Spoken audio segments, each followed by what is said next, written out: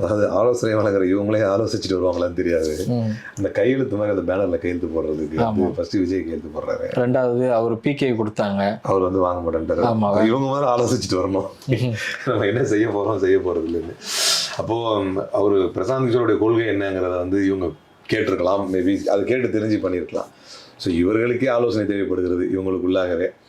மற்றபடி பிரசாந்த் கிஷோரை பொறுத்த வரைக்கும் இப்போ இல்லை, எப்போவுமே நமக்கு ஒரு பெரிய அபிப்பிராயம் இருந்ததில்லை. மேபி இன்னைக்கு காலத்தினுடைய கட்டாயம் ஐடி தரப்பில் வந்து ஒர்க் பண்ண வேண்டிய ஸ்ட்ராட்டஜிஸ்ட் வந்து தேவைப்படுறாங்க. இப்போ நம்ம எதை ஏற்றுக்கணும் அப்படின்னா, ஸ்ட்ராட்டஜிஸ்டுடைய தேவை இருக்குது. அது இவர் தான் உலகமகா ஜித்து கில்லாடின்னு சொல்ல முடியாது அப்படின்னும் போது. ஏன்னா அவருடைய அந்த பீகாரில் ஜன்சுராஜ்னு ஒரு கட்சி ஆரம்பிச்சு பாவம் ஃபஸ்ட்டு கூட்டத்துக்கே வந்து ஆள் பெருசாக சேர்க்க முடியாமல் திக்கி திணறி இது பண்ணிட்டாப்புல. தேர்தல்லையும் பெருசாக ஒன்றும் சாதிக்க போகிற மாதிரி தெரியல. ஓகே, ஸ்ட்ராட்டஜிஸ்டாக வந்து இந்தியா முழுக்க அறியப்பட்ட ஒரு நபர்.